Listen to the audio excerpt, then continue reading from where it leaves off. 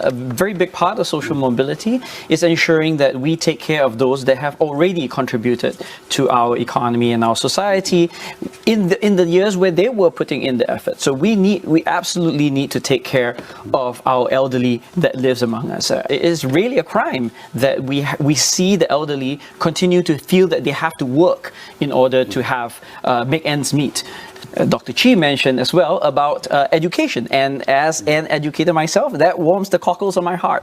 But unfortunately, we have moved away. When I was in school, we used to have an educational system where really there was equality of opportunities. But if you look at the schools now, you don't see that, and Dr. Chi mentioned one of the elements where we can actually bring about greater equality by ensuring that the schools that are not the elite schools actually get a disproportionately higher amount of educational spending. Now, the other element which we feel strongly about is decreasing class sizes, because I think this ironically ends up penalizing students that are in large classes and are forced to take lessons, additional lessons out of the classroom in the form of private tuition. We do not necessarily object to policy just because of the sake of objection.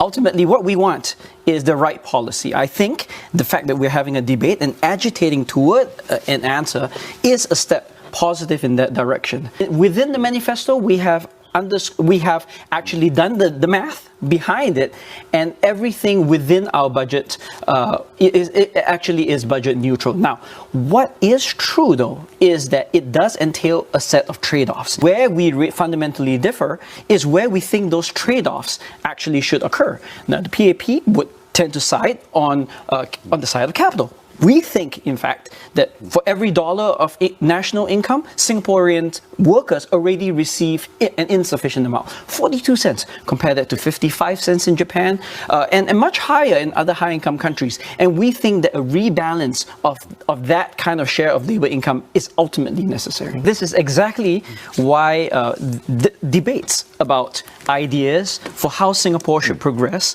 should occur. And I think it's also clear from this debate that the PAP does not have a monopoly on the best ideas on how we should bring the society forward. Now, the PAP has argued that this election is really about giving them a mandate to bring the country out of this crisis. And they need this mandate in order to do so. The truth is, the PAP, in all likelihood, will have this mandate by the end of this election. And I think that what we are trying to deny the PAP isn't a mandate. What we're trying to deny them is a blank check.